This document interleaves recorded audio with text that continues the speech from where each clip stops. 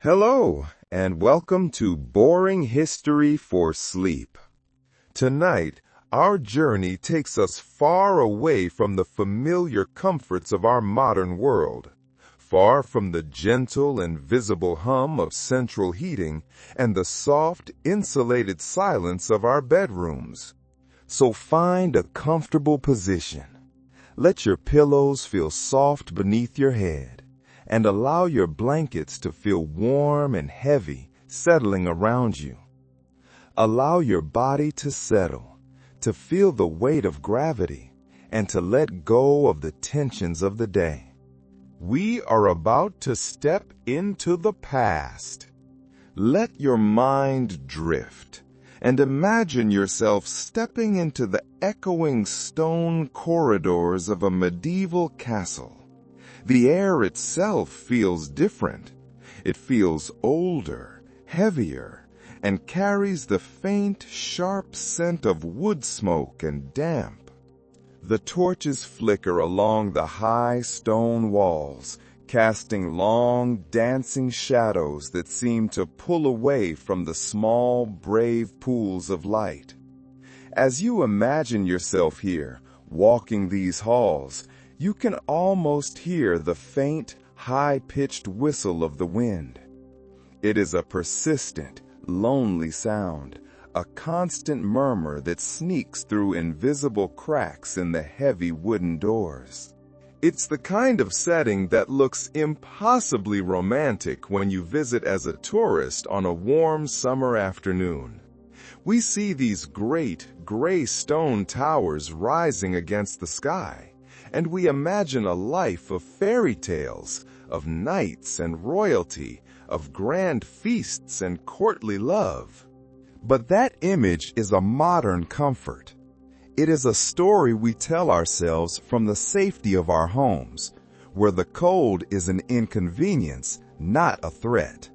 If you had to actually live here, if you were transported back in time, not to a summer festival, but to a deep, still winter's night, you would probably regret that romantic notion before the first hour had passed. The reality is simple, and it is stark. Castles were freezing. They were structures of power, magnificent marvels of defense. But they were not built for comfort. And if you had to find a way to sleep inside one of these stone fortresses, without central heating, without insulated windows, or even a decent mattress by our modern standards, you would discover very quickly that your biggest, most relentless enemy wasn't rival knights. It was the cold. It was a constant, biting, invasive presence, an enemy that was already inside the walls, waiting for the sun to fall. And without a few clever tricks, a few rituals passed down through generations, you probably wouldn't survive it. So, let your mind drift. Let the world outside your room fade away. Let your breathing slow. And imagine yourself preparing for bed in this medieval stronghold. The night is long, and the battle for warmth is about to begin. You are in a great chamber now. Perhaps it is your own, or one you are visiting. You trudge across the flagstone floor, and the sound of your boots, or perhaps your leather-soled shoes, makes a scraping, echoing sound against the surfaces that have been worn smooth by centuries of feet. The cold bites at your skin, a sharp, stinging sensation, even though you are still fully dressed in your heavy woolen daytime clothes.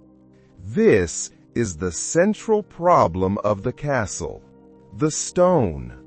Historians often describe these fortresses as marvels of defense, which they were, but they rarely, if ever, describe them as marvels of comfort.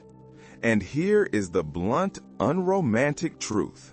Those same thick walls that could be 12, 15, even 20 feet deep. Walls that could shrug off a battering ram also trapped cold air like a giant, inescapable refrigerator. The stone walls do not simply resist warmth. They seem to swallow it whole. Imagine a small, flickering fire in a vast, open, damp cave. The fire is your body heat, or even the small hearth in the corner. The cave is the castle chamber. The stone has what we now call thermal mass. It holds temperature. During the short, weak hours of a winter day, the pale sun might strike the outside of the south-facing wall. But the stone is so thick that warmth never penetrates. The stone, instead, spends all day accumulating the chill of the outside air. And then, once the sun drops below the horizon, the inside temperature plummets, falling almost as quickly as the temperature outside. The stone, which has been soaking up the cold all day, now begins to radiate it inward. You would stand in this vast, grand room, and you would notice your breath fogging in thick white clouds in front of your face. The air inside feels heavy, damp, and profoundly unwelcoming. It has a weight to it, a presence. The very structure designed to keep you safe from the outside world, to keep enemies out, becomes a trap for the cold, keeping it in. The stone holds the cold like a memory, refusing to let it go. And the night in this vast stone refrigerator has only just begun. The fight for survival is not just against the drafts, but against the very walls around you. The architects of these great strongholds, these medieval masterminds, were geniuses of military engineering. They thought about moats and drawbridges. They meticulously planned arrow slits. They were experts in the science of defense. But insulation wasn't really on their blueprints. Comfort was an afterthought, a luxury that paled in comparison to the critical life or death need for security.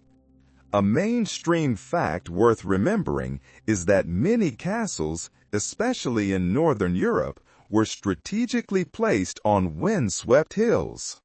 From a military standpoint, this was nothing short of brilliant. You could see invaders coming from miles away, a dark line of men moving across the landscape. The steep, clear-sloped hills gave you an invaluable defensive advantage.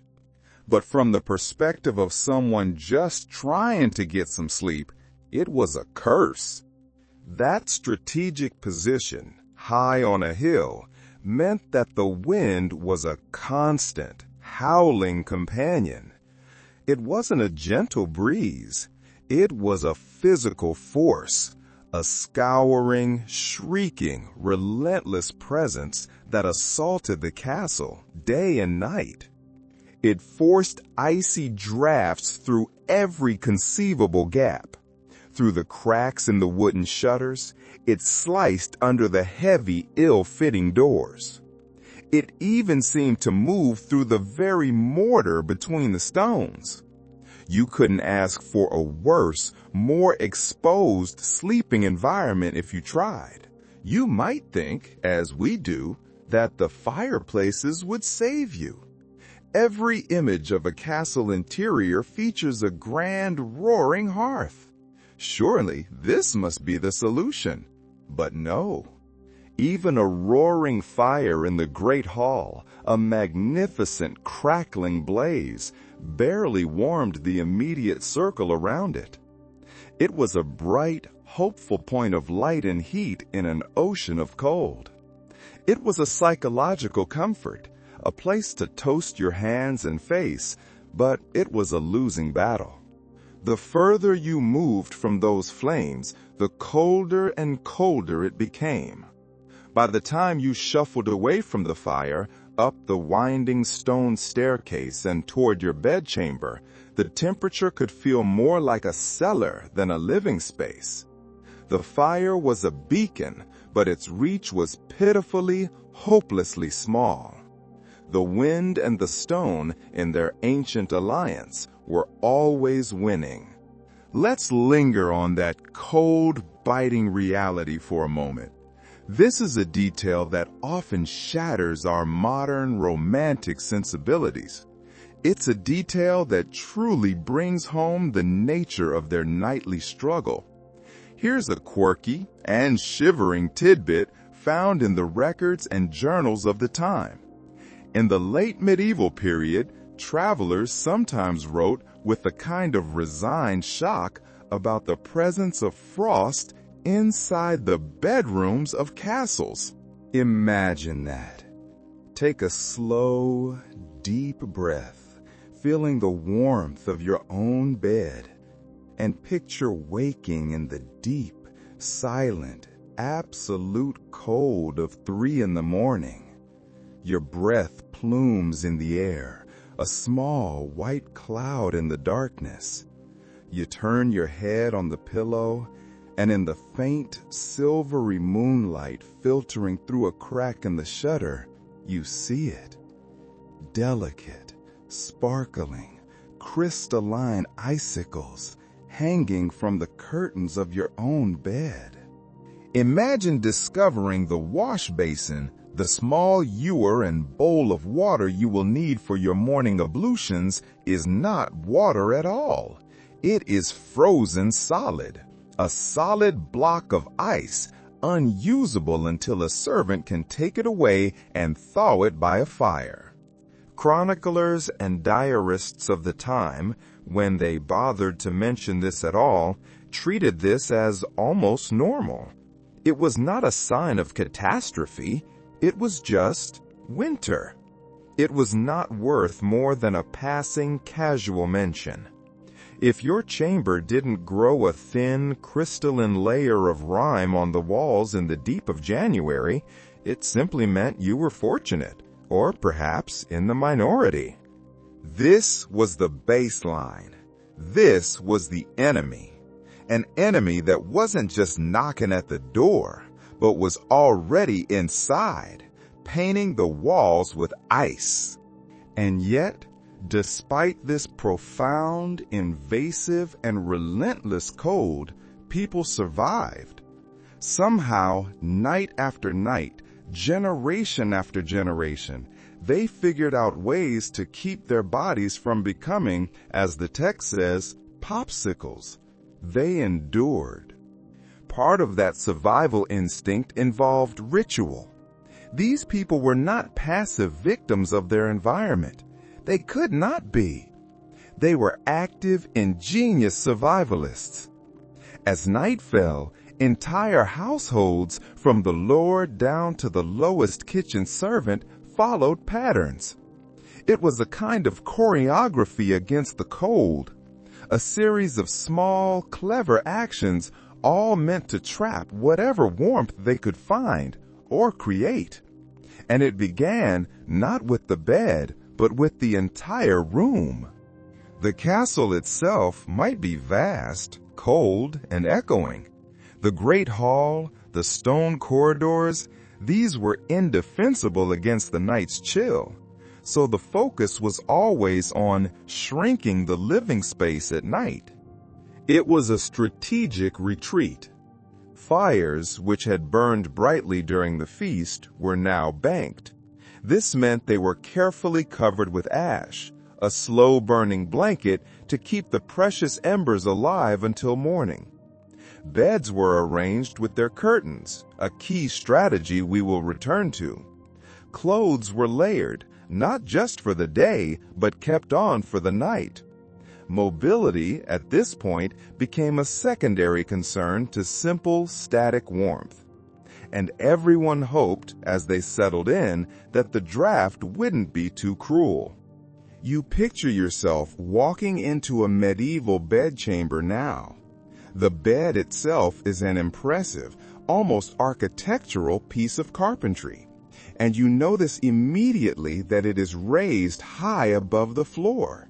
Very high. This wasn't for style or for grandeur, though it certainly looked impressive. This was a vital, intelligent strategy.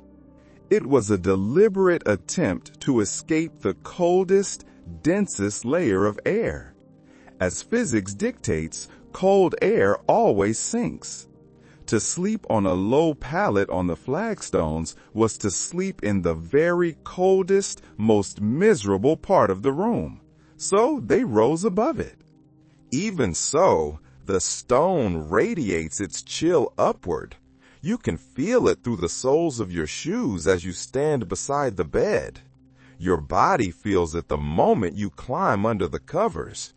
The battle for warmth has begun, and your first move was simply to get off the floor. Historians still argue about this. They debate whether castles truly became more comfortable as the centuries passed. It is a long, slow debate. Some suggest that the increasing use of tapestries and thick, heavy draperies genuinely transformed these rooms into warmer, more livable spaces. Others insist that this is wishful thinking, a romantic notion. They argue that the cold always won, that no matter how much expensive fabric you hung on the walls, the cold, damp stone and the relentless icy drafts would always find a way in. The truth, as it so often does, probably lies somewhere in the middle. Things improved somewhat, but never, ever to the level of real modern comfort. The struggle was lessened, perhaps, but it never, ever went away. As you lie there, in this imagined frigid chamber, wrapped in your daytime clothes, your toes already beginning to ache with the sharp, biting cold, it's tempting to imagine the great class divide. We picture the nobility, the lords and ladies, snuggled in perfect fur-lined comfort, while the poor peasants froze in their drafty, miserable one-room cottages. But here's the funny thing about physics and about heat. Sometimes the peasants had it better. Their homes, built not of massive, cold-retaining stone, but of wood and daub, a humble but effective mixture of mud, straw, and clay, were a different kind of structure entirely. They were small, they were low-roofed. The walls themselves, made of organic, cellular materials, were far better insulators than a 12-foot block of granite. And in that small, single room, a single, central fire could work efficiently. The heat it generated from the hearth would rise, hit the low, thatched ceiling, and radiate back down, warming the entire compact space. The family would huddle together, sharing body heat, and the fire would warm their small world. Meanwhile, you, the noble, the lord of the castle, shiver in your grand, cavernous stone box. A chamber so large, with a ceiling so high, that even 5 roaring fireplaces wouldn't make a dent. The heat from your fire would simply rise, a thin, smoky column, vanishing into the cold, dark, cavernous rafters, lost forever. That irony wasn't lost on contemporaries.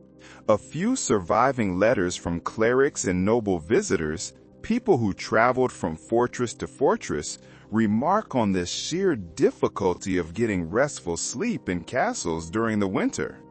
They described the beds as grand, but the nights as bitter. Some even advised fellow travelers to pack extra cloaks, not for show, not for status, but for simple, stark survival. The grandest, most powerful people in the land were, in this one specific, nightly way, at a profound disadvantage. They were prisoners of their own status, shivering in the very stone boxes that proclaimed their power. The peasant, in his small, smoky, crowded hut, might well have woken up warmer than the king. So, before you retreat to your icy private bedchamber, before you begin the personal battle for survival through the night, you must do what everyone else does. You must spend your evening in the beating heart of the medieval castle, the Great Hall. If the bedchamber is a tomb of stone and drafts, this place is at least alive with the flickers of warmth. Imagine stepping inside. The air is immediately different. It's thick, not with cold, but with life.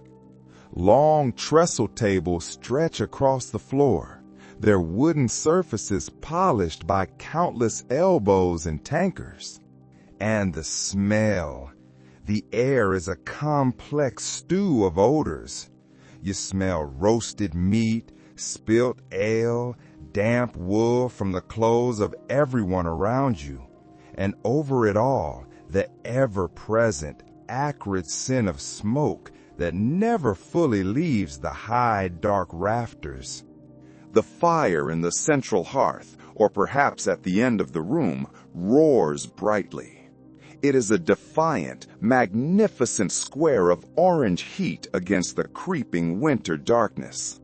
Logs, sometimes entire tree trunks, are hauled in to keep it going, a constant, hungry beast. This is where the castle felt most alive after sunset. People gathered here not just for food and community, but to literally absorb as much warmth as possible into their bones, a preparation for the cold exile of their private chambers. If you had rank, you claimed a seat near it, basking in that golden glow. Servants dart back and forth, carrying trenchers of bread and jugs of steaming pottage. Dogs scavenge underfoot, tails wagging. The hall is loud, almost raucous, with laughter and song. For a little while, you can forget that outside the wind howls and frost is forming on the windows. A quirky tidbit that chroniclers mention is that feasts sometimes doubled as strategic heating sessions. Nobles scheduled their largest gatherings during the bitterest months, knowing that the combined body heat of hundreds of guests, combined with the fire, would turn the great hall into something approaching cozy. In some accounts, servants were told to stand closer together, simply to generate extra warmth. Feasting was as much about survival as it was about merrymaking. But the glow of the hall, like all good things, does not last. The feast winds down. The minstrels pack away their instruments. The guests, warmed by ale and fire, stagger off to their beds. The fire is eventually allowed to burn low. Its embers glow a dull red, a last fading stand against the cold. And that heat you clung to during the evening, the warmth you absorbed into your bones, dissipates with shocking speed. Now you must make the journey, the transition. Travelers and guests often complained more about this very journey, the walk from the great hall to the sleeping quarters, than the sleep itself. Picture yourself lingering by the fire, unwilling to leave. You stretch your hands out one last time, soaking up every final spark of warmth. Your cheeks glow hot, but you can already feel the cold creeping in at your back, a reminder of what waits upstairs. Finally, you turn. You leave the golden circle of firelight. You step into a narrow, dark passage, perhaps lit by a single guttering torch on the wall. Instantly, the draft hits you. It is a knife of cold air rushing through unsealed doorways and high, defensive arrow slits. Your breath, which had been invisible by the fire, fogs again in a thick white cloud. The warmth you just carried in your bones drains away, as though the castle itself, this great, cold stone beast, is feeding on it. It is a physical shock. People spoke of shivers that lasted all night just because of that brief, brutal walk. It's as if the castle is punishing you for daring to think you might be comfortable. The fade and glow of the hall is psychological too. You know that once you leave it behind, the night will be long and it will be merciless.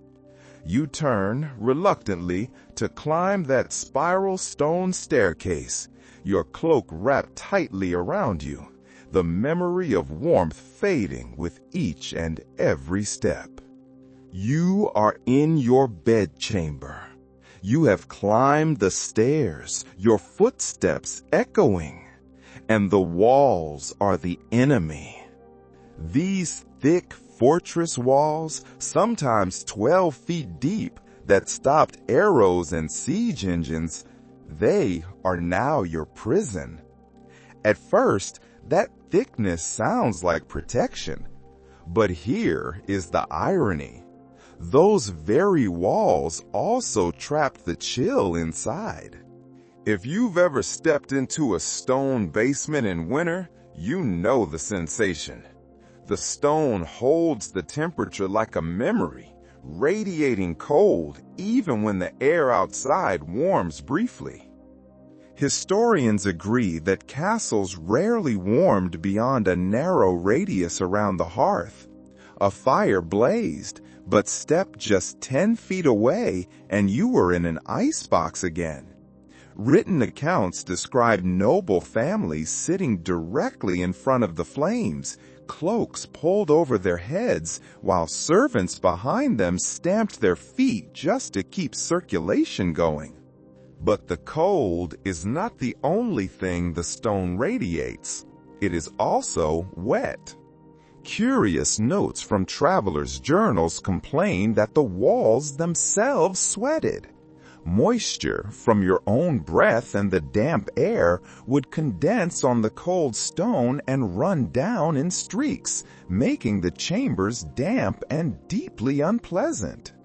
Imagine lying in bed and hearing the steady drip, drip, drip of water hitting the floor beside you all night long. Not the lullaby you wanted. In some seasons, moss even grew on the interior surfaces. You lived inside a castle, but at times it resembled more of a cave. This is why tapestries were so important. Modern scholars still wrestle with the question of whether these hangings really made much difference. Did those thick woven fabrics truly insulate the room, or did they merely decorate? Some researchers argue they cut drafts noticeably. Others think this was exaggerated, pointing out that even the richest cloths couldn't compete with freezing air filtering through unglazed windows. The debate lingers, but it tells you people were desperate enough to try. The chamber, even with a small fire, feels like a stone tomb. You shuffle across the chamber floor, and instead of the soft carpets or polished wood that we might expect, your boots make a distinct sound, a crunch. You are walking on rushes. These were long, dried grasses and reeds gathered from riverbanks and fields, which were strewn thickly across the cold stone. This was not just decoration. This was a practical, if crude, attempt at comfort and insulation. These rushes softened the cold, hard stone underfoot. They soaked up spills from ale or wine. And most importantly, they acted as a rudimentary grassy mat of insulation. When freshly laid, they must have been almost pleasant. Documents describe how households would renew the rushes a few times each year. Imagine the scent when they were new. Grassy, earthy, smelling faintly of the outdoors, almost as if a part of summer had been carried inside. They added padding to the room, muffled footsteps, and helped hold in what little warmth could be trapped near the ground. But this charm, like many things, did not last. Over time, these rushes grew foul. This was, after all, the floor. Food scraps, spilled ale, and stray bones from the feast, gnawed by dogs, lodged themselves within the grassy mat. Mice and insects treated the floor as their personal playground and larder. If you are picturing a cozy, natural, fragrant carpet, think again. By the end of a long winter, the rushes could be so filthy that one French moralist complained it was like sleeping in a midden. What strikes you as fascinating is how these rushes work double duty. Yes, they trapped a thin layer of warmth, but they also absorbed the constant moisture from the damp stone on. In a castle where condensation dripped constantly from the walls, this mattered. Otherwise, every step would have been across slick, treacherous stone and through puddles of freezing water. A peculiar aside appears in some English household accounts. Herbs, fragrant herbs like lavender, rosemary, or meadowsweet, were sometimes sprinkled among the rushes. The idea was partly practical. These strong-smelling plants disguised the overwhelming odor from rotting scraps and dampness. But it also provided a whiff of psychological comfort, a small, sensory grace note in rooms that were otherwise thick with smoke and damp. It wouldn't make you warmer, but catching a faint, sharp note of lavender, a small, bright scent beneath the overwhelming, musty smell of wet wool and wood smoke. It wouldn't make you warmer, but it might make the night a little more bearable. You sit on the edge of the bed now, the one raised high off the floor. You run your fingers across the layers of cloth piled high. If there was one medieval survival secret, one core strategy against the night chill, it was this: fabric. Wool, linen, and fur became the weapons of choice. They were wrapped and layered until the sleeper resembled a cocoon, or perhaps a mummy, rather than a person. Records from household inventories, the meticulous, detailed lists of a noble's possessions, make it clear just how central textiles were to medieval life. First, you would have the linen sheets. These were considered the baseline. Linen was smooth, or at least smoother than wool against the skin, but it was far less insulating than what came on top. It was the layer of hygiene, such as it was. Over that came the thick woolen blankets, and these blankets were heavy, so heavy in fact that some people compared them to the weight of a hound. This wasn't just for warmth. It was a heavy, pressing, physical barrier against the cold. You weren't just covered, you were weighted down, pinned to the mattress by their sheer weight. The sheer density of the wool was meant to trap every particle of heat your body produced. Imagine the feeling. Not the light, fluffy comfort of a modern duvet, but a dense, almost suffocating pressure. A shield of woven fibers. You lie back in this imagined bed, the wooden frame creaking beneath the straw-stuffed bedding. The silence of the room amplifies every sensation. The rustle of the linen, the coarse, faint scratch of the wool against your chin. Your breath warms the small space around your face, but the rest of you relies entirely on this barrier of cloth. There's something intimate and primal about it. You are wrapped in the skins and fibers of the natural world. Every thread and hair is a reminder that survival depends on turning the environment itself into armor. And in that thought lies the essence of medieval sleep. To rest was to build a fortress inside a fortress, not with battlements and moats, but with sheets and furs. Each night you barricaded yourself against the cold with whatever textiles you could muster. Without them, even the most magnificent castle chamber would feel like the inside of a crypt. You have your linen sheets. You have your heavy, hound-like woolen blankets. But if you had the wealth, if you were the lord or lady of this castle, you added the final, ultimate, and most expensive layer, fur. Fur coverlets, sometimes called collets. These were made of fox, of sable, of marten, or even bear. Nobles invested fortunes, literal fortunes, into such bedding. This was not only for show, though it was certainly a powerful and unambiguous status symbol. It was because, without it, winter nights could be lethal. Fur was, and is, one of nature's most perfect and efficient insulators. But there's an amusing observation buried in the sources. Servants sometimes joked that their masters couldn't move once they were tucked in. They were so pinned down by the sheer tonnage of fabric, the linen, the multiple woolen blankets, and finally the heavy, dense fur, that turning over required a monumental effort.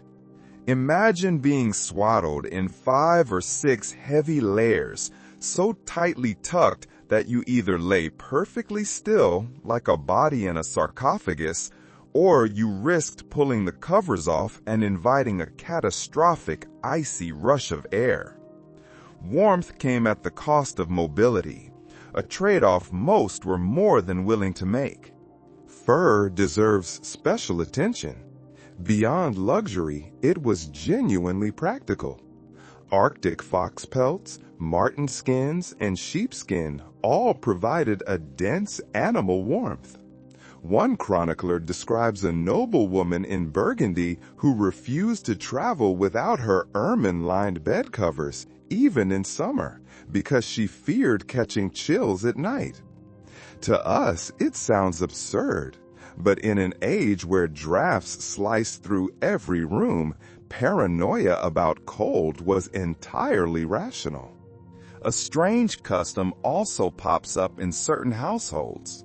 Some people believed that sleeping under too much linen was unhealthy. They believed that linen, being a cool fabric, drew out the body's heat. To balance this, they deliberately layered wool or fur above and below, creating what we might call a textile sandwich.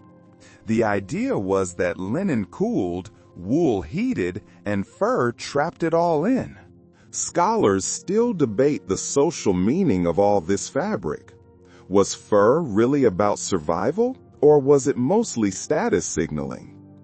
On one hand, inventories prove that wealthy nobles collected enormous numbers of fur coverlets. On the other hand, poor families survived without them, relying on coarse wool instead. The truth, as it so often does, likely sat somewhere in between. They were both life-saving tools and unmistakable markers of prestige. So all of these layers of fabric, the wool and the fur, would be nearly useless, just a pile of cold cloth without the bed itself. The bed was more than a piece of furniture. It was a machine. It was a technology, a clever invention designed to create a small, livable climate inside an otherwise hostile, freezing room. When you draw back the heavy curtains of a medieval four-poster bed, you aren't just peeking into a private space. You're stepping into a micro-world built for survival. Detailed inventories from noble households show how important these great beds were. Unlike the simple pallets of peasants, these frames rose high off the ground, as we've discussed, to escape the cold air. They were carved from heavy oak or walnut. The posts stood like pillars, often ornately decorated, supporting a heavy canopy. That canopy wasn't just decorative. It was the practical roof of your shelter. From this canopy, you draped heavy, thick curtains down all four sides, sealing yourself in. You were, in effect, pitching a medieval tent inside your bedroom. Once those curtains were closed, the difference in temperature could be dramatic. The heat from your breath, the heat from your body, the heat from the thick bedding, all of it collected within this small enclosed fabric space.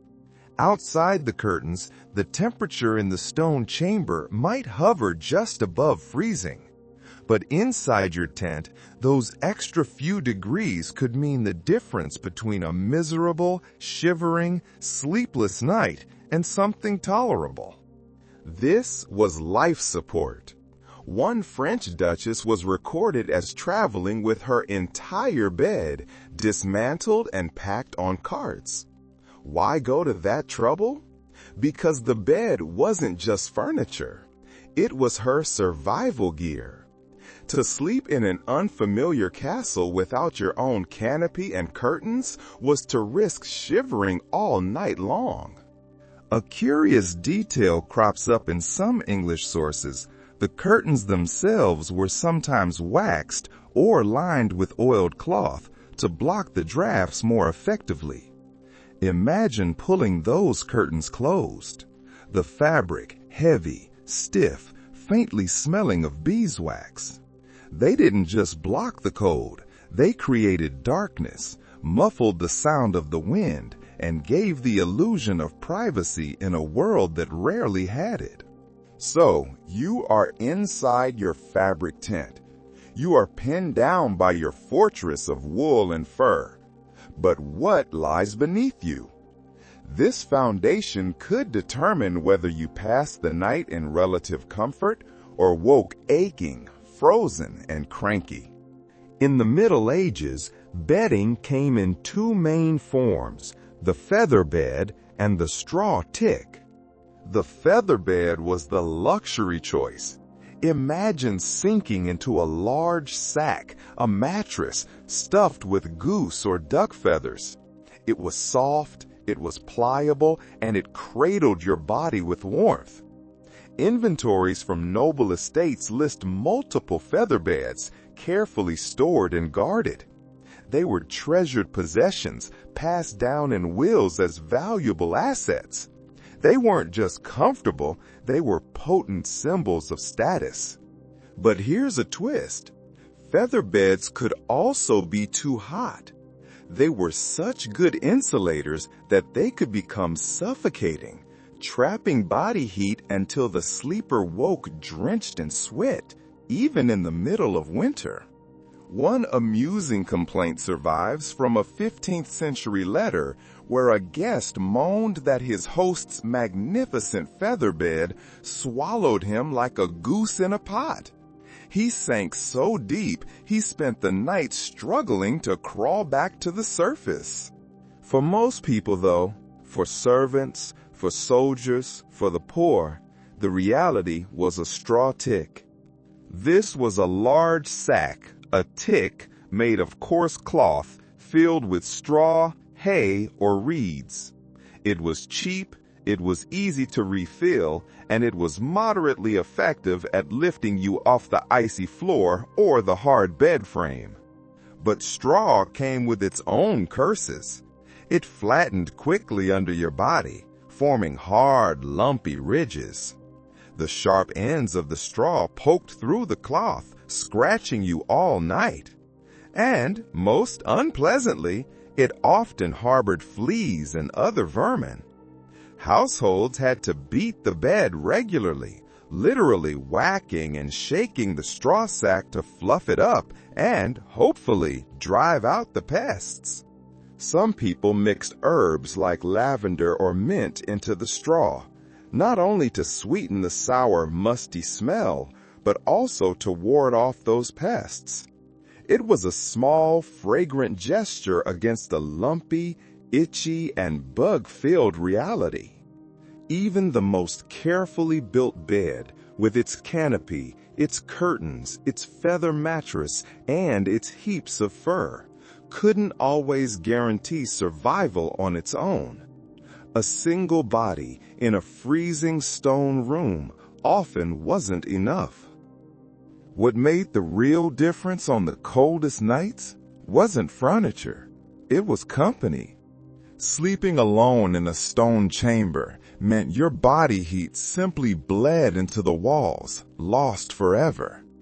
Sleeping beside others meant warmth multiplied. Bodies, pressed together in the dark, acted like living, breathing radiators. Noble families understood this. Servants often slept in adjoining rooms or even on simple pallets at the foot of the master's bed. This arrangement wasn't only about service or security, it was also practical. More people in a space meant higher temperatures, even if only by a few precious degrees. In medieval monasteries, this was institutionalized. Monks slept in long, drafty dormitories, their cots or straw beds lined up side by side. The reasoning wasn't solely communal discipline, it was survival. In those crowded quarters, the collective body heat created a layer of insulation, however thin. The same principle applied in barracks, where soldiers huddled in rows. A curious anecdote comes from a 14th century English manor. One nobleman's will specifically ordered that his favorite squire be granted a place near his lord's chamber fire at night. Scholars interpret this not just as a mark of favor, but as an admission that the warmth of companionship was as valuable as inheritance. Scholarly debate continues over just how socially acceptable bed sharing was among nobles. Some argue it was routine. Others insist that among the elite, such intimacy was limited, with servants kept to nearby pallets. What is clear, however, is that in the lower classes, bed sharing was normal. Families piled together, parents, children, and often grandparents, forming a tangle of limbs under a single heap of blankets. Privacy meant nothing when survival was at stake. Imagine lying in such a bed. The first few minutes feel awkward. Elbows poke, someone coughs. But soon the warmth builds, a shared cocoon of body heat. You feel the weight and you slowly unclench. So you are in your curtained bed, on your straw or feather mattress, perhaps pressed shoulder to shoulder with your companions. What are you wearing? If you picture people slipping into bed naked, you would be mistaken. Unlike the modern custom of sleeping in light pajamas or nothing at all, medieval people often went to sleep nearly as bundled up as they were by day. Clothing itself became a critical, personal part of the insulation system. The staple bedtime attire was the nightshirt. This was a long, loose linen garment, resembling an oversized tunic. Linen might not sound warm to us, but it was the practical choice. It was far easier to launder than wool, relatively smooth against the skin, and breathable. Over that, on the most severe nights, you might throw on an extra wool tunic or even a cloak. But one detail stands out as critically important: the nightcap, or coif. These were small cloth caps, sometimes tied under the chin or simply pulled snugly over the head. Why such an emphasis on covering the skull? Because it was widely and quite sensibly believed that most of your body heat escaped through your head. A medieval sleeper without a cap was like a knight without a helmet, dangerously exposed.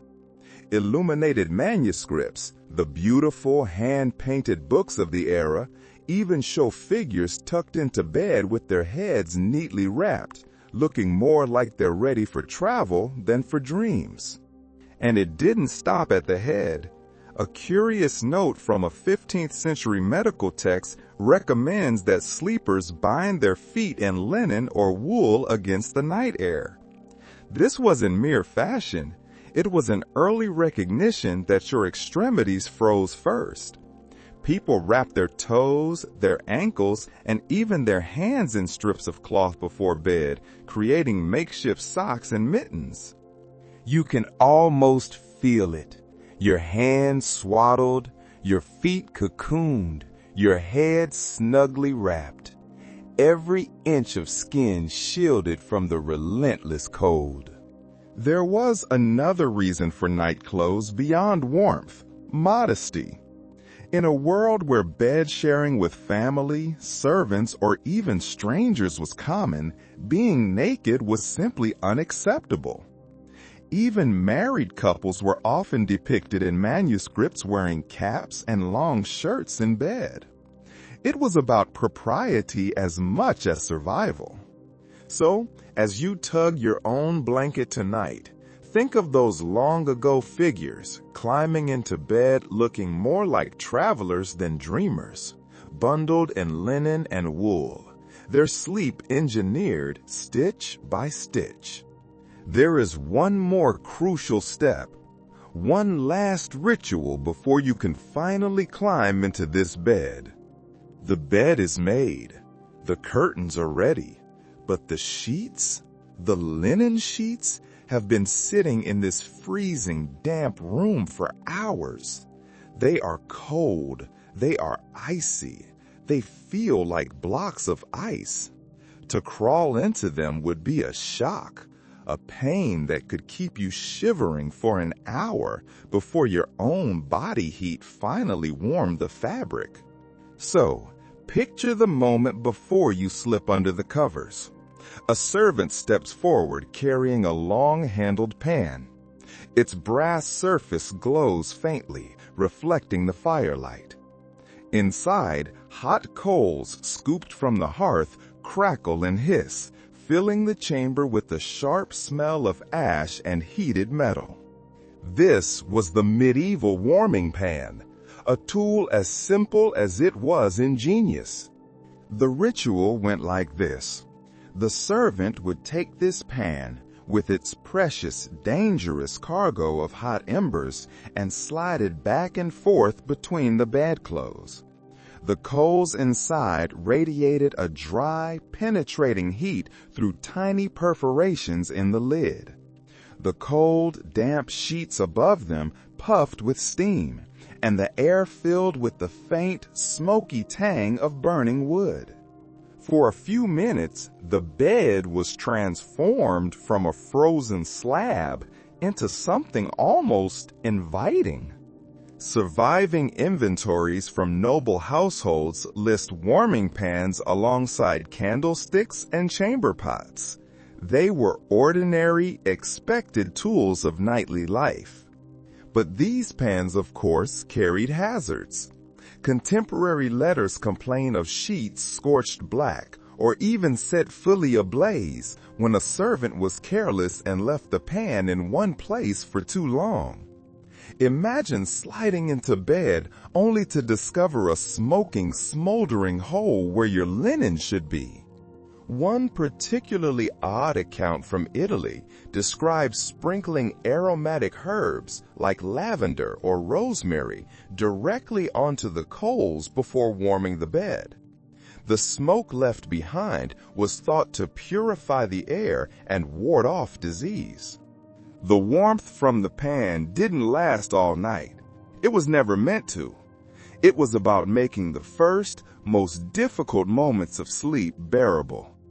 It was a small, hot, smoky compromise, a bargain struck with the night. You stir in your imagined bed. The pre-warmed sheets are now cooling around you. You tug the heavy blankets closer, when suddenly you feel a weight press against your legs. A warm, solid shape curls into the crook of your knees, sighs contentedly, and settles down for the night. It isn't another person. It's a dog. Or perhaps two. Maybe even three if you were lucky and the night was especially cold. The practice of letting animals share the bed was far from unusual in the medieval world. Dogs especially were not just guardians of property or hunting companions. On a winter night, they were heaters. Their thick coats, their higher body temperature radiated a constant, reliable warmth. A castle chamber that felt like an ice cave could become significantly more bearable with a few hounds snuggled up at your feet. Wills and household records from the later Middle Ages occasionally mention small lap dogs gifted to noble women. These were not just for companionship. They were, explicitly, for warmth in bed. These were comfort dogs in the most literal sense. Pampered creatures whose most important role was to chase away the chill of winter nights. Larger breeds, meanwhile, like mastiffs, stretched out like furry, breathing logs across the bottom of the bed, protecting toes from frostbite. A three-dog night, though it may come from much later folklore, is rooted in this reality. One dog meant a manageable cold. Two meant a serious chill. Three meant the night was so bitter that you needed every possible source of heat stacked into the bed. There's even a curious reference from Scandinavia describing how travelers in winter inns often requested to sleep in the stalls with the animals rather than in the unheated guest rooms. Horses, cattle, and sheep produce so much body heat that sleeping near them was preferable to a lonely, freezing bed. Of course, this came with inconveniences. Dogs shed. They dragged in dirt. And insects, fleas especially, traveled with them, spreading to their human companions. And yet, the trade-off was worth it. Better fleas than frostbite. Better a dirty blanket than a night without sleep. You might think that once a bed, this massive architectural piece of furniture, was established in a noble chamber, it never moved. After all, these beds were heavy with carved posts and curtains. But in practice, medieval life was far more dynamic. Families often shifted where they slept according to the season. Bedrooms were not the fixed, timeless sanctuaries we think of today. They were flexible spaces, chosen for their relationship to sunlight, fire, and wind. In other words, you chased the sun in winter and you fled it in summer. Documents from noble estates reveal this habit plainly. Some castles had winter chambers and summer chambers. Not because people wanted a change of scenery, but because the physics of warmth demanded it. In the cold, bleak months, families would move into rooms with southern exposure. These were rooms where the weak winter sun could strike through the windows for a few precious hours each day. The walls in that room might store just a little more heat, the air feel a little less hostile. Come summer, they would abandon those hot, sunlit spaces and retreat into north-facing rooms which remained darker and cooler. There is a well-documented example in the accounts of Edward IV's household where entire beds and furnishings were moved seasonally. Servants would carry the heavy feather beds, the linens, the chests, and the precious tapestries from one chamber to another, creating temporary nests wherever the king chose to rest. It was a logistical ordeal, but for those living in stone palaces, mobility was essential to survive. A curious note survives from a Burgundian courtier who complained in a letter that he lost his chamber to the frost one year. The walls, he said, grew so damp and cold that he refused to sleep there, choosing instead a narrower room facing the rising sun. His phrasing is telling. It reminds us that in these castles, the building itself was an adversary. Rooms were conquered by cold, surrendered, and retaken with the changing seasons. Peasants, too, shifted their sleeping spaces, sleeping close to the hearth in winter and retreating to cooler lofts in summer. Sleep was mobile, dictated by the elements. A bedroom wasn't a permanent, sacred space. It was a temporary camp, established wherever the sun, wind, and damp permitted. Stand for a moment, in your imagination, by the narrow window of this medieval chamber, and feel the draft slip across your skin. Unlike today's homes, with their double-glazed, perfectly sealed panes, castle windows were vulnerable holes in the wall. They were, by design, defenses against arrows, but they were, by consequence, open invitations to the wind. Without glass, without double glazing, without even the notion of insulation, these openings were often just openings. Glass was so rare, so expensive, it was reserved for chapels or perhaps the Lord's private oratory.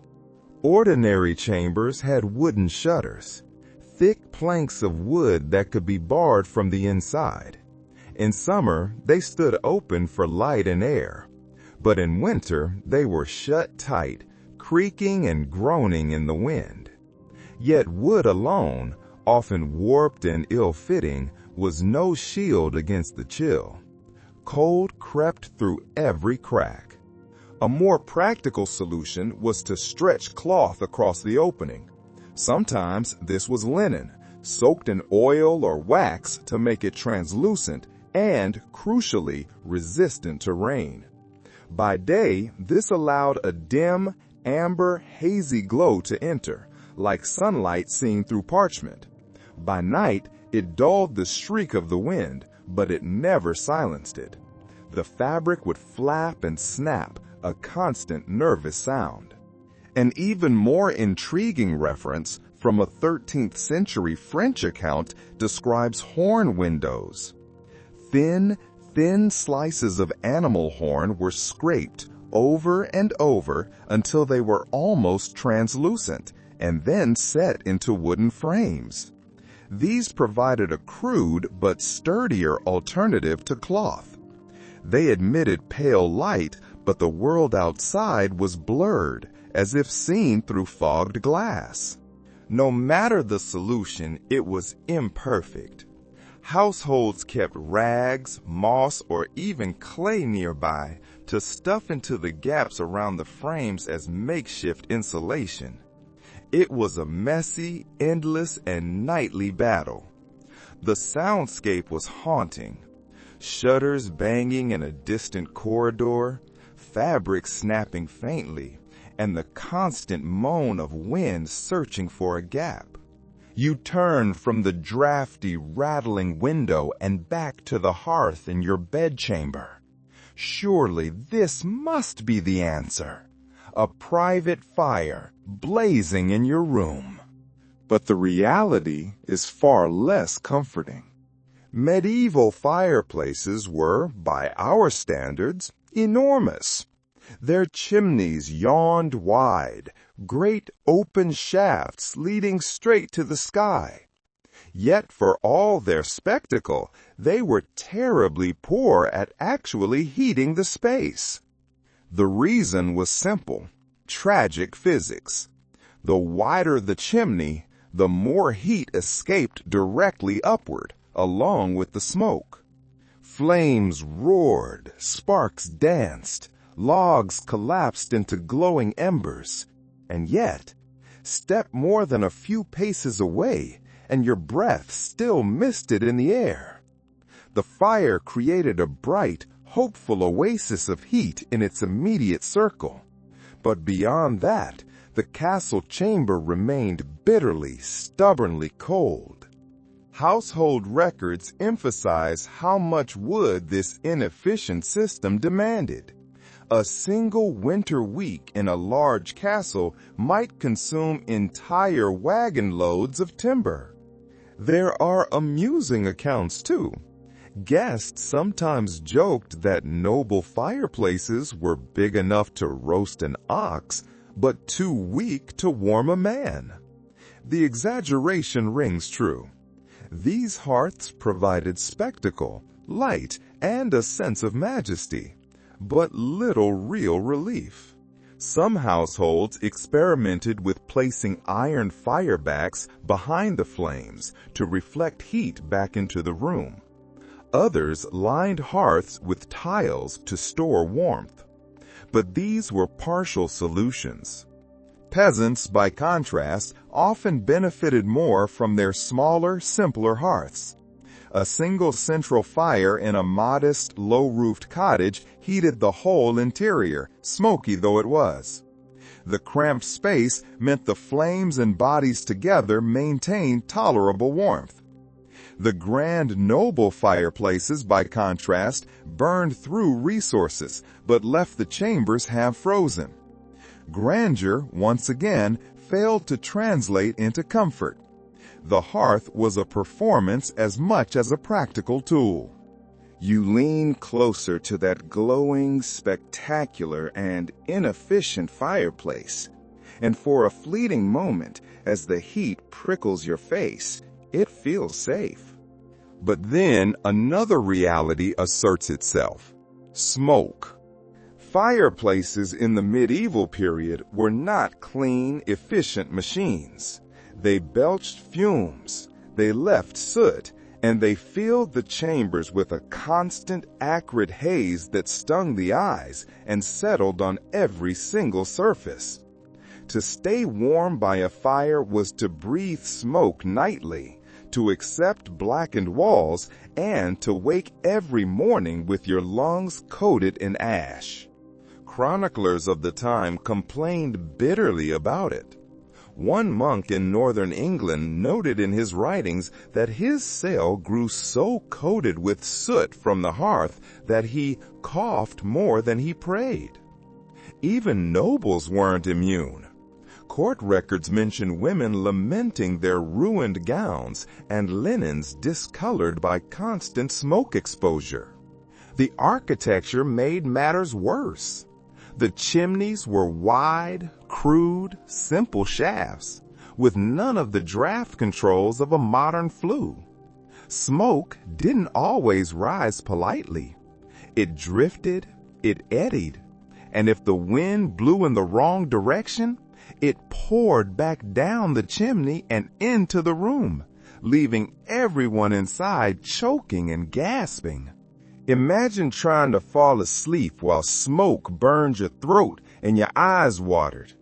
The smell was permanent, a mixture of charred wood, damp stone, and burned wool that clung to bedding and clothes. Scholars remain divided over just how tolerable these smoky rooms were. Some argue that medieval people, accustomed to it, simply adapted. Others insist that contemporaries recognize the health toll, pointing to repeated complaints in medical treatises about choked air and blackened lungs. Peasants fared no better. Their cottages often lacked chimneys altogether. Smoke from the central hearth simply rose, filled the rafters, and slowly leaked out through the thatch. Children grew up in houses perpetually hazed with smoke. This was the grim trade-off.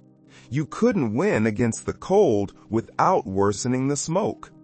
Warmth demanded sacrifice, and the sacrifice was clean air. When the fire in the hearth finally dimmed, when the logs collapsed into embers and the smoke subsided, the only glow left in a medieval chamber often came from a candle.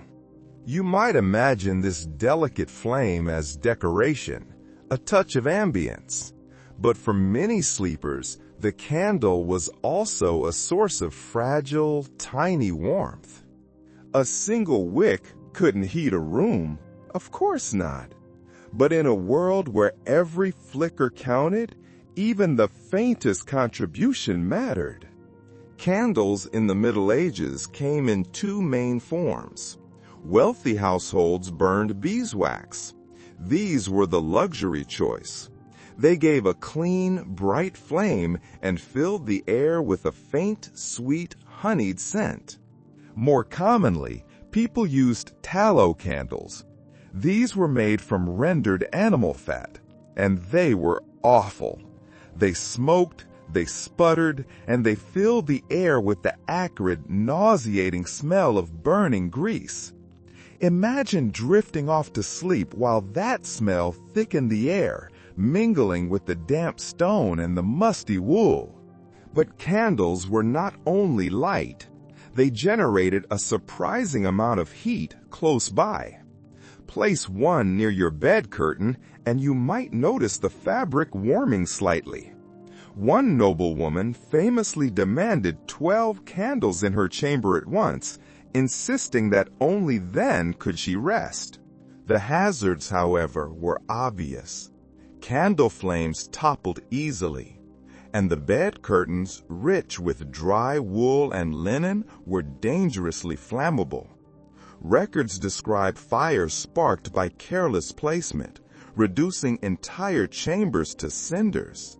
One particularly grim tale from Germany tells of a squire who dozed off with a candle on his bed rail. He awoke to find his blankets aflame and barely escaped with his life. The real culprit was necessity. He had wanted just a sliver of warmth, too close at hand. In cottages, travelers placed rushlights, cheap reeds dipped in fat, beside their straw pallets. These burned quickly and unevenly, hissing and spitting, but their faint glow provided reassurance. To close your eyes was to trust that your fragile flame would burn through the night without turning warmth into ruin. We step away now from the noble chambers with their private fires and greasy candles. Let's look into the communal quarters. Not everyone had the privilege of private servants or feather beds. Monks, soldiers, apprentices, and servants often slept in vast shared spaces where the emphasis was less on luxury and more on simple endurance. Take the monastery, for example. Monastic rules prescribed that brothers live simply. Their dormitories were vast, echoing halls, lined with rows of simple cots or pallets. The stone floor stretched endlessly, broken only by narrow windows high above. Each monk had his own small cot or straw mattress, sometimes little more than a wooden plank with a thin pad. The beds were positioned side by side, so close that one monk could hear the breathing and the coughing of the man next to him. Privacy was unknown, but warmth came from numbers. Surviving accounts describe how these halls echoed at night with coughing, snoring, and the rustle of rough woolen blankets. The sheer press of bodies meant the dormitory retained more warmth than an isolated chamber ever could.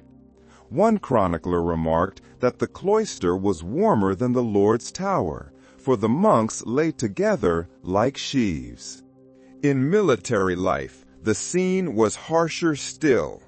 Soldiers, billeted in a castle, crowded into barrack halls. Long rows of men stretched across straw beds, weapons stacked nearby. Blankets were shared, and cloaks doubled as covers. The smell was pungent: sweat, leather, smoke, and straw mingling in a stew of humanity. Historians debate whether this was chosen for warmth or was a byproduct of necessity. Likely it was both. Servants and apprentices lived similarly, rolling out straw pallets in lofts or beneath staircases, huddling together. Their warmth came not from silk or fur, but from each other. Sleep in medieval times was as much about community as about comfort.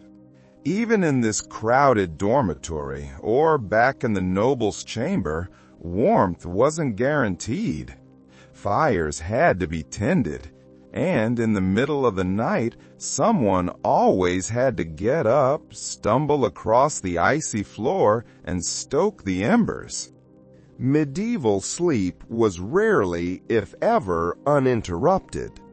The medieval body clock was different from ours. People didn't expect or even aim for a straight 8 hours of rest. Instead, they lived with what some scholars now call segmented sleep.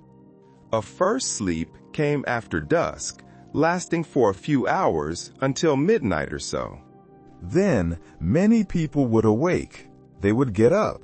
This wasn't insomnia. It was normal. They would tend the fire, check on animals or children, or pray. After an hour or two of this quiet, dim wakefulness, they would return to a second sleep until dawn. In the freezing months, this break revolved around fire maintenance. Without it, the embers would die, and the chambers would become unbearable. A 15th century physician even recommended using this interval between first and second sleep for reflection, conversation, or even intimacy. To him, this waking period was natural. But to the castle servant, trudging across the icy floors to feed logs into the hearth, it was less philosophy and more duty. He heard the crackle of fresh wood, blew into the embers, and prayed they would catch. In monasteries, bells rang at intervals through the night, calling monks to prayer and, coincidentally, ensuring someone was always awake to mind the heat. Sleep was not a private withdrawal from the world. It was a shared rhythm, punctuated by responsibility. Imagine yourself waking in the dead of night. The room is silent but for snores. You push back the heavy blanket. You feel the icy slap of air against your skin. You fumble for a log, your hands stinging, and you stir the dying embers. Sparks flare, and warmth pulses again into the room. You sigh with relief, knowing that for a few more hours your companions will rest. On some nights, even with fires, blankets, and shared warmth, the cold was simply too much, and people longed for luxury, for a fleeting moment of true, deep warmth. For some, the dream of a hot bath before bed lingered like a forbidden indulgence. Bathing was complicated in the Middle Ages. Heating water, gallons and gallons of it, required immense fuel and labor. A warm soak was far from an everyday habit.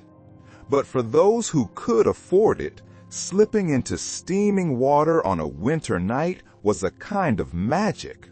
Chroniclers described noble women lowering themselves into wooden tubs lined with cloth to prevent splinters as steam curled up in the lamplight. To step out of such a bath, be wrapped in warmed towels, and then slide between pre-warmed sheets, that was to feel, briefly, that winter had lost. More often, people sought smaller, more attainable comforts before bed. A cup of warm ale, spiced wine, or hot mead was a common indulgence. The heat traveled inward, spreading warmth through the chest, lulling the body toward drowsiness. And then there were the primitive hot water bottles. Some households kept stones near the hearth, letting them soak up the heat. These would then be wrapped in cloth and placed at the foot of the bed, where they would radiate a gentle, steady heat for hours. One rather odd account tells of noble families filling leather pouches with heated sand to tuck between the sheets. The sand retained warmth longer than stones and conformed to the body's shape.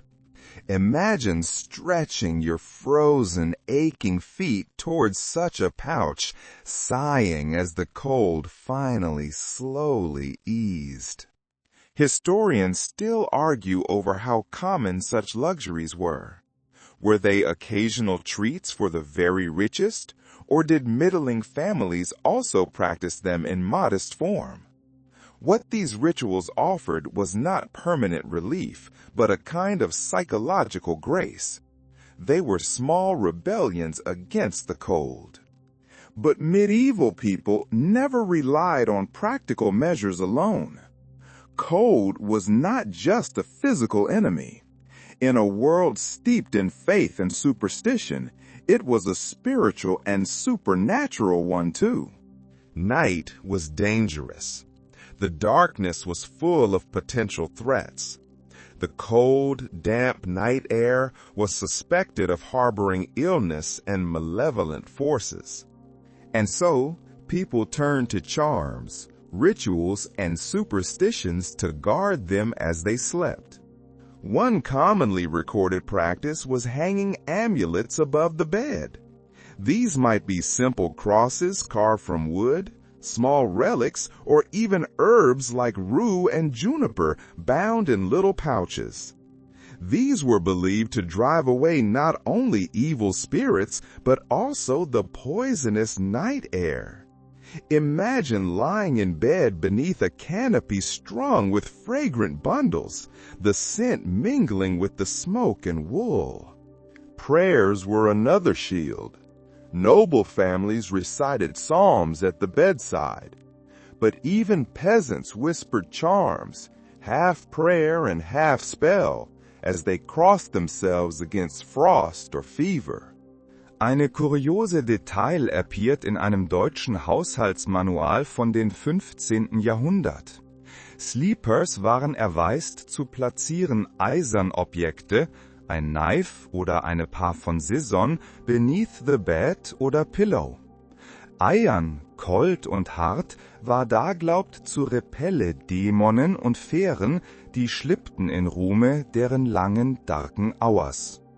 There were rituals tied directly to warmth. One folk belief insisted that turning your shoes upside down beside the bed would keep frost from biting your toes. Another claimed that if you whispered the names of 3 saints before blowing out the candle, your body heat would not flee. To us, these sound like quaint superstitions. To them, they were strategies as vital as an extra blanket. Sleep was never trusted. It was a vulnerable state, and people needed both physical and spiritual defenses. As the Middle Ages progressed, the richest and most powerful people did begin to fight back against the cold. Castles were built first for defense. That was their primary, non-negotiable purpose. But over time, as life became slightly more settled, builders and lords began to experiment with ways to make these stone interiors more livable. The result was a patchwork of features, some clever, some symbolic, that aimed to carve a small pocket of warmth out of the unwelcoming stone. One such feature was the solar. This was a private room, often set aside for the Lord and his family. Unlike the cavernous, impossible-to-heat Great Hall, the solar was, by design, smaller. It was often built on an upper floor, sometimes directly over the Great Hall, to catch any precious rising heat. And, crucially, it usually had its own fireplace and, if possible, windows facing the sun. This wasn't just luxury in the modern sense, it was a deliberate strategy. By reducing the size of the room, the fire's heat had a fighting chance of lingering, of actually raising the ambient temperature. In this room, tapestries became more than just decoration. These heavy woven wool or silk hangings depicting saints, hunts, or mythical beasts also served as a vital layer of insulation. A tapestry might be 10 or 20 feet wide, heavy enough that servants struggled to hang it. When hung a few inches from the wall, it trapped a layer of still air, hiding the damp, cold stone and making the room feel a little less icy. Archaeological surveys also show that many chambers had wooden paneling installed for the same reason. Oak boards created a buffer zone, making the space feel less like a cave and more like a room. Servants would stuff the gaps with moss or rags to stop drafts. Nobles often moved their most prized tapestries from castle to castle. They were not just art, they were, quite literally, survival gear. Now, close your eyes and imagine the smell of a medieval bedroom. It wasn't the lavender-scented, sterile idyll of modern linen adverts. Instead, it was a dense, complex stew of odor, layered from the moment you walked through the heavy wooden door. To understand how people slept, you have to understand what they smelled, because every breath reminded them of the conditions in which they lived. The first and most dominant scent was always smoke. Fires burned almost constantly in winter, and without efficient chimneys, the soot drifted back into the room. It embedded itself in the fibers of blankets, curtains, and your hair. Next came the scent of damp wool. Blankets, cloaks, and clothing were rarely ever truly dry in winter.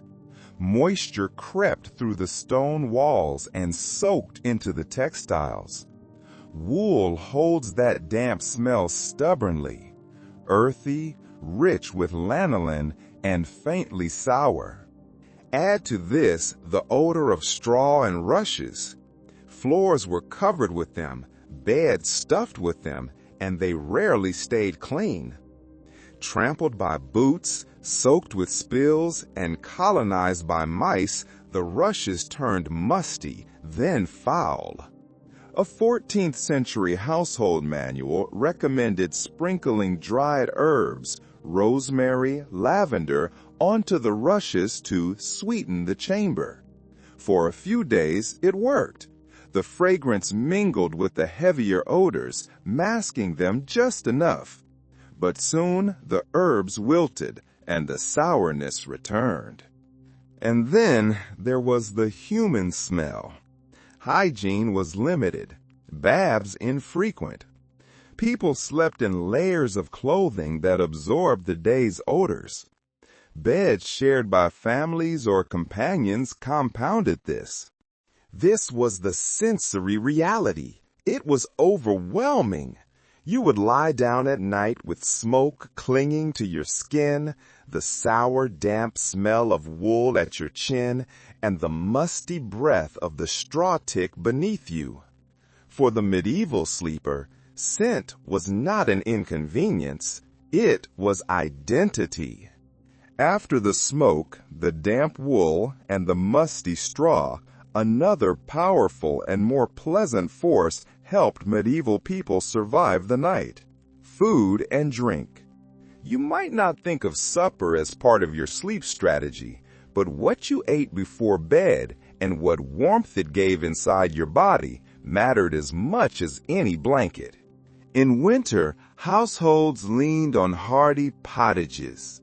These were thick, heavy stews of barley, peas, and root vegetables simmered slowly for hours in great cauldrons over the fire.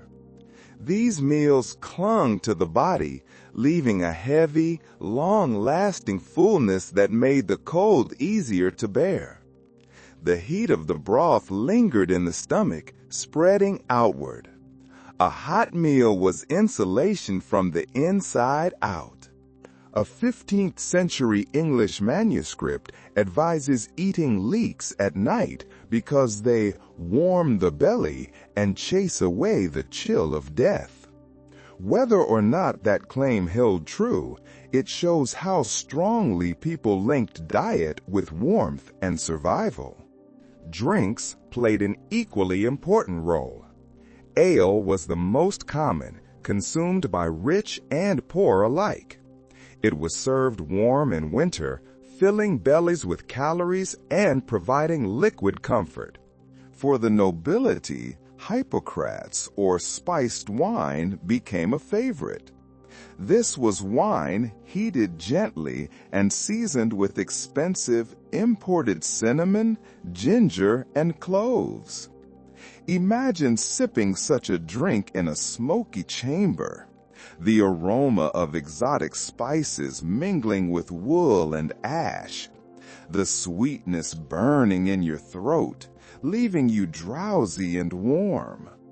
There's even a record from the court of Charles VI of France where the king's physician recommended hot mead at night to prevent chill from entering the bones. Scholars debate how much alcohol actually contributed to warmth versus simply giving the illusion of it. But the caloric benefit was real. Every spoonful, every swallow was another layer of defense, an inner blanket, invisible but essential. But this nightly battle against the cold was not fought on equal terms. Think now of the most vulnerable people inside that medieval castle, the children and the elderly. Their bodies, less resilient to the cold, often bore the brunt of winter's cruelty. If a healthy adult knight or servant shivered through the night, a child might wake blue-lipped, and an old woman might not wake at all. Survival for these groups depended on extra care, communal support, and sometimes sheer luck. Household records from noble families show that children were rarely given their own chambers. Instead, they slept in nurseries, often placed close to the warmth of the kitchens, or they clustered together with servants. The logic was simple. More bodies meant more heat. Babies, especially, were swaddled in layer after layer of linen and wool. Their cradles were not put in a cold corner. They were placed near the hearth, or, in some cases, directly inside the bed of the mother, where her body heat could shield the infant from the freezing air. The elderly faced similar perils. Frail bodies produce less heat and tolerate fewer drafts. In peasant cottages, grandparents often slept in the most prized position, closest to the fire. In castles, aged relatives were placed in smaller, more manageable chambers, or even moved into kitchens during the coldest months. A curious letter from Burgundy tells of an elderly matron who insisted on sleeping in the bakehouse, arguing that the oven's residual warmth gave her a second youth. Medical texts advised heated stones wrapped in cloth to be placed at their feet, or mulled drinks to fortify them. Historians still discuss whether this reflects deep compassion or if the high mortality rates suggest the limits of what families could do. A nursemaid rocks a cradle near the fire, humming softly, while a child whimpers against the chill. Upstairs, an elderly noblewoman mutters prayers, fearful of the cold's creeping hand. In both worlds, the youngest and oldest required the most attention, and sometimes even that wasn't enough. The cold didn't just gnaw at skin and bone, it shaped how people thought about health itself. To a medieval mind, chill wasn't simply uncomfortable, it was dangerous. It was a force that could warp the body's inner balance and invite disease. Medicine in this era revolved around the theory of the four humors: blood, phlegm, yellow bile, and black bile. Physicians believed that temperature played a vital role in keeping these fluids in harmony. Too much cold, and your humors would congeal, clogging the body and making you ill. Medical treatises from the 13th and 14th centuries are filled with advice on combating this problem at night. One manual suggested rubbing the feet with worn oil before bed to open the pores and expel the harmful chill. Another recommended drinking heated milk with honey, claiming it soothed the stomach and kept the humors from turning sluggish. Physicians viewed warmth as medicine in itself. There's a fascinating record from a French surgeon who warned that sleeping in damp chambers could breed melancholy by chilling the black bile. Imagine being told by your doctor that failing to decorate your walls properly might make you depressed. Folk cures flourished too. Some people believed rubbing garlic or onion on the soles of the feet before sleep prevented chills from entering the body. Others tied charms of wool soaked in wine around their wrists. A curious prescription from an English herbal advises keeping a live rooster in the bedroom to draw away the frost from man. A servant massages warm oil, smelling of rosemary, into your feet. You drink a small cup of honeyed wine. A sprig of garlic rests near the bed, pungent and strange. You climb into bed, convinced these remedies will keep your humors balanced. The irony, of course, is that many ailments came from the very strategies used to combat cold. The fires filled lungs with smoke. Yet, to medieval minds, it was a minor cost. Better to cough in a smoky room than freeze in a clean one. Picture yourself not in a castle this time, but on the road this time, far from familiar chambers. Medieval travel was slow, arduous, and dangerous. And when night fell, the problem of warmth became even more acute. Castles had their fireplaces. Peasants had their hearths. But travelers, pilgrims, merchants, wandering knights had to seek shelter wherever they could find it, and that usually meant inns. The medieval inn was not the cozy, charming picture postcard you might imagine. Instead, it was often a timber structure with a smoky hall, crowded rooms, and beds shared by strangers. Guests might be packed 3 or 4 to a mattress, blankets stretched thin, and privacy non-existent. Still, inns provided one crucial thing: heat. The main hall fire blazed, and bodies crowded together multiplied warmth. One traveler in 15th century Italy complained that the beds were alive with vermin, but admitted that at least the company of fellow guests meant he did not freeze. There were odder accommodations too. Some inns were so poorly equipped that guests slept in stables. At first glance, this seems degrading, but travelers sometimes preferred it. Horses and cattle radiate warmth, and a stable packed with animals could be far cozier than a drafty upstairs room. Pilgrims on the Camino de Santiago occasionally wrote of choosing stalls on purpose, curling up against hay bales with the livestock. In more rural areas, a peasant family might offer a spot by the fire. Some inns had long wooden platforms covered in straw where dozens of travelers lay side by side. Imagine yourself in one of these inns. The roar of voices and fire, the smell of ale, smoke, and roasted meat. You squeeze onto a straw pallet beside strangers. It is not comfort as you know it, but it is enough. Even nobles, when traveling, could not escape the fundamental challenge. Warmth was scarce, and the road stripped away privilege. Every household, every traveler, every monk found their own way to endure, but not everyone succeeded. The medieval world left behind stories, half history and half legend, of those who faced nights so cold they became the stuff of cautionary tales. To sleep in a castle was to fight an invisible enemy, and sometimes the cold one. One grim chronicle from the 13th century tells of guards posted on a castle wall in Flanders who froze at their posts during a bitter winter siege.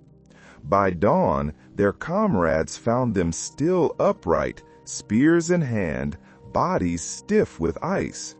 The chronicler noted it not as tragedy, but as proof of winter's cruelty, as though the cold itself were a weapon of war. Imagine the eerie sight. Men transformed into statues overnight, their watchfires long extinguished.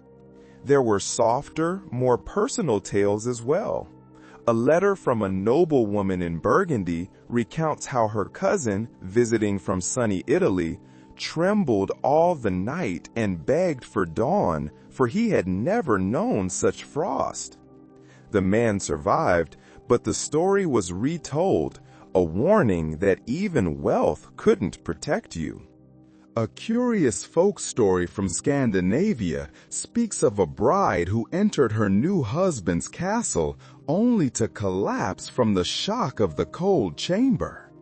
Villagers whispered that she had been cursed by the ice spirits of the north.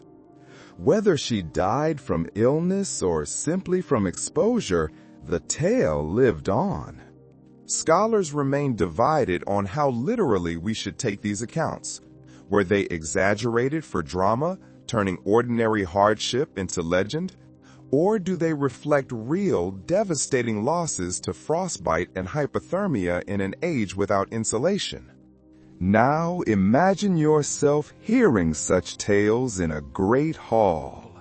The fire burns low, shadows dance, and an old retainer tells the story of a knight who perished in his sleep because he trusted too few blankets. Children listen wide-eyed, clutching their cloaks tighter. These stories serve not only as entertainment, but as warnings. Take the cold seriously, or it will take you. At last, we return to the hearth, the symbol that held every medieval sleeper in its glow. The fire was never just a tool. It was the heart of the household. It was the boundary between life and death on winter nights. Its light cast shadows across the walls, shadows that seemed to move like guardians, flickering and shifting as the flames rose and fell. To sleep in a castle was to live in a dialogue with fire. You feared it, you needed it, you could not survive without it. The hearth's presence dominated every sense. The snap of oak logs echoed like a heartbeat in the chamber. Sparks leapt upward, leaving faint trails of light before vanishing into the chimney. The smell of burning resin clung to tapestries and hair. Heat radiated in uneven waves, baking your face while your back throws. The hearth was a paradox, both savior and tormentor, life-giver and smoky tyrant. Nobles celebrated fire as a mark of status. A blazing hearth meant wealth, the ability to command servants to gather endless fuel, to strip forests if necessary. Some households even employed dedicated fire wardens, servants whose sole duty was to ensure that embers never died. Yet the poorest also gathered around their humble fires with the same reverence. Peasants squatted on earthen floors, huddled with family and livestock, watching flames lick at rough logs. Theirs was not the grandeur of carved stone hearths, but the comfort was no less real. A curious account from a traveler in Germany describes villagers circling the hearth and stretching their hands toward it before bed, whispering blessings as though the flames themselves were sacred. In the end, the castles were fortresses against men, but they were never fortresses against winter. What saved their inhabitants was not stone or steel, but resilience, invention, and community. Against the endless chill, humanity itself became the true fire. Now, let the pace soften. Imagine the embers in that great hearth, glowing faintly, their light no longer fierce, but gentle, like coals resting after a long, hard labor. The chamber is quiet. The rush of wind beyond the walls, the rattling of the shutters, all of it fades to a distant, muffled murmur. You feel the weight of the blankets, heavy and protective, pressing you down, holding you securely in the mattress. The struggle of the cold, the vigilance of tending the fires, the noise of dogs and servants, all of it recedes as though you have drawn a thick, heavy curtain across the world. Your breathing slows. Each inhale tastes faintly of smoke and wool. Each exhale drifts into the still, cold air. The sounds that once echoed in these stone halls, the boots on stone, the distant chant of monks, the scraping of the warming pan, are now just memories, softened into whispers. The castle itself seems to sleep, its great cold stones holding silence like a promise. Picture yourself safe within your cocoon. The dog at your feet sighs and shifts, a small warm weight.